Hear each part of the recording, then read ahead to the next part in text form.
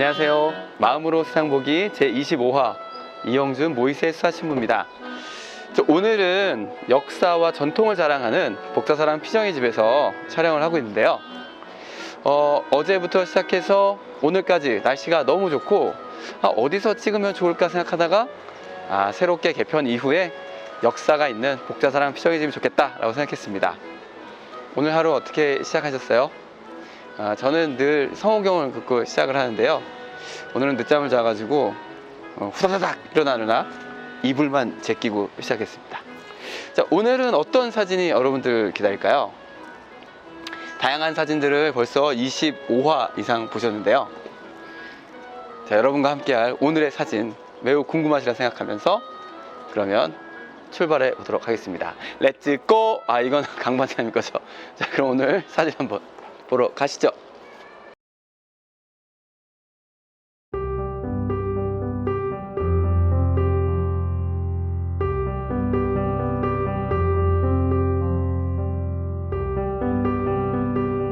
여름이면 해가 길어진다.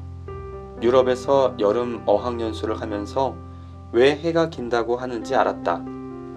낮에는 너무 더워 아무것도 할 수 없고 저녁쯤에나 돼야 활동을 할 수 있게 된다.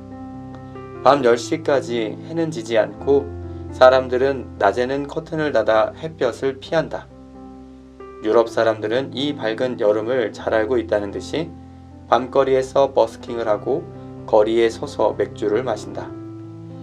나도 어느 여름밤 늦게까지 친구들과 즐겁게 수다를 떨고 들어와 잠이 들었다. 다음날 아침 피곤했지만 수업에 늦지 않기 위해 서둘러 일어나 집을 나왔다.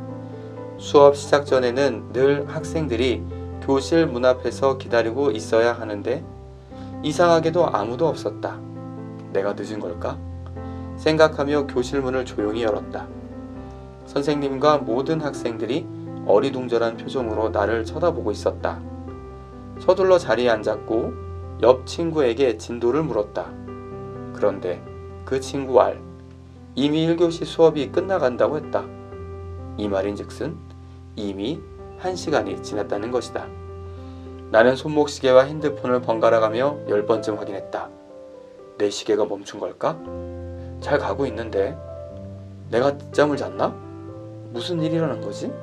생각이 복잡했다. 수업이 끝나고 선생님께서 나를 부르셨다. 왜 늦었는지 물으셨는데 나도 이해할 수 없는 이 상황을 설명할 수가 없었다.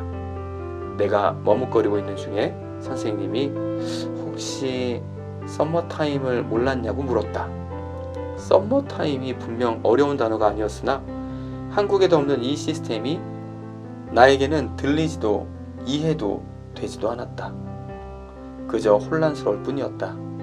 다른 나라에서 한국어가 아닌 다른 언어를 이해 못하는 것도 매일이 도전인데 이해하지 못하는 상황에 답답했다.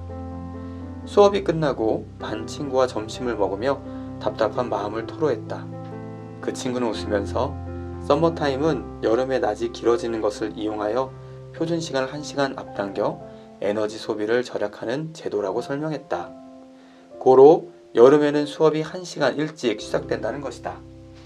나의 첫 외국 생활에서 그날의 충격은 아직도 잊혀지지 않는다. 한국에서는 없는 서머타임은 나에게는 너무나 생경한 일이었다. 그 이후 가을이 지나 겨울이 될 즈음 서머타임이 끝나고 표준 시간으로 다시 돌아왔다. 아무도 이해 못할 수 있지만 1시간을 다시 옮겨 사는 것은 나에게는 가장 힘든 시차 적응이었다. 빛이 소중하기에 우리의 시간을 옮겨간다. 피곤하지만 기꺼이 빛의 가치를 알기에 삶의 리듬을 바꾼다. 빛을 보기 위해 건물에 창문을 내고 빛을 불러온다. 빛은 존재하기에 우리 곁에 있는 것이 아니다. 그 빛을 삶 속에 머물게 하는 것, 우리가 창문을 내고 우리의 삶을 바꾸는 노력이 필요하다. 아침에 평소 친한 한 형제와 성북천을 걷는 것이 하루 시작이 기쁨이 되고 있다. 늘 길을 나서기 전에는 몸도 마음도 조금 무겁게 느껴지는 것이 사실이다. 하지만 걷다 보면 그 무거움은 어느덧 사라진다. 형제와 이런저런 얘기를 나누면서 한 걸음 한 걸음 내딛다 보면 새로운 마음이 샘물처럼 솟는다.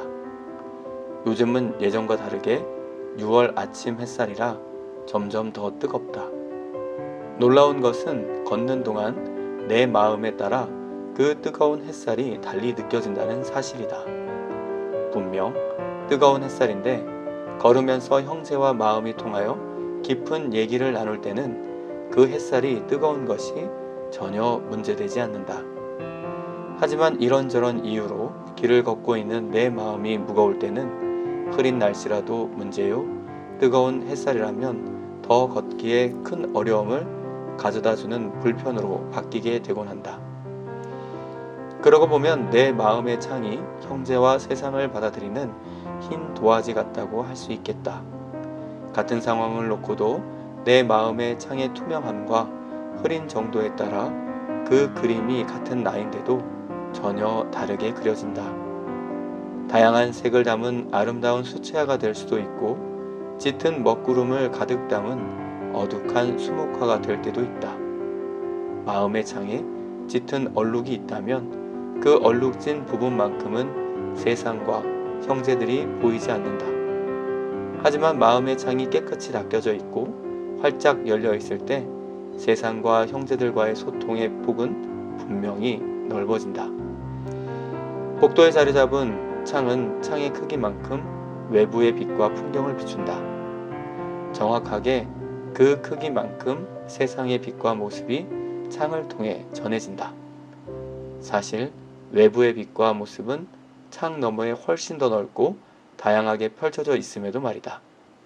하지만 놀랍게 그 좁은 창을 통해 전해지는 외부의 빛과 모습은 내 마음의 창에 따라 순간 번쩍이는 찬란한 빛으로 너무 눈부셔 카메라를 갖다 대고 싶은 아름다운 풍경으로 다가오는 경우가 있다. 예전엔 그냥 지나치던 창 너머의 풍경이 순간 너무나 아름답게 느껴질 때 마음의 창과 복도의 창이 하나 되는 순간이다. 잠시 시간을 내어 형제들과 세상을 향한 내 마음의 창을 들여다보자. 내 마음의 창에 묻은 얼룩들을 조심스럽게 닦아보자. 처음 내 마음의 창을 창조하신 분의 마음 앞에 잠시 머물러 보자. 내 마음의 창을 향해 지금도 변함없는 사랑의 빛을 태초부터 보내고 계시는 분과 함께하자. 분명 내 주위의 모든 것들이 나와 함께하는 형제들이 아름답고 소중하게 느껴질 것이다. 네, 잘 보고 오셨어요? 오늘 사진 유심히 보시면 어디에 포커스가 있냐면 올라가는 계단이 아닙니다. 창문 사이로 들어오는 그 태양빛이 오늘 25화의 가장 큰 주제인데요. 제가 이 글을 맡기고 글을 써주시는 두 분께서 오늘 사진이 너무 어려웠다고 하셨는데 뭐 사담이지만 맨날 어렵다고 얘기하시긴 하십니다. 네. 그래서 저는 그 사진을 아침에 미사가 끝나고 제 방으로 올라가는 길에서 만나는 햇빛이에요. 오늘 하루도 하느님께서 이렇게 따스하게 우리를 비춰주시겠구나, 아니면 어두운 이 세상에 한 줄기 빛의 역할을 하라고 저희에게 사명감을 주시는구나 라고 생각하고 찍은 사진입니다. 그래서 여러분께 질문을 좀 드리고 싶어요. 하느님께서 주시는 빛, 세상의 빛과 소금이 되라고 우리를 부르셨는데 세상의 빛과 소금 어느 때 가능하십니까? 어느 때 내가 빛이라고 생각하고 어느 때 자기를 희생하는 소금이라고 생각하시나요? 가정에서 있을 수도 있고 직장에서 있을 수도 있지만 어떤 모습이 하느님 보시기에 참 예쁜 모습일 수 있는지 오늘 생각해 보시고 댓글로 이렇게 달아주시면 여러분들과 많은 공유할 수 있을 것 같습니다. 개편 이후에 처음 뵙게 되는 마음으로 세상 보기입니다. 앞으로 지금 조금 뭔가 달라진 게 있을 텐데 앞으로 우리 카메라를 촬영해 주시는 수사님과 함께 할 건데요. 예전에 맨날 혼자 찍어가지고 막 크게 나오고 그랬는데 이제 그런 일은 없을 것 같습니다. 그러면 뒤에서 열심히 수고해 주신 우리 수사님께 큰 박수 부탁드리고 앞으로 마음으로 세상 보기 더 깊은 관심 가져주시고 함께 하시길 바랄게요. 그러면 여러분 안녕하고 인사하겠습니다. 여러분 안녕.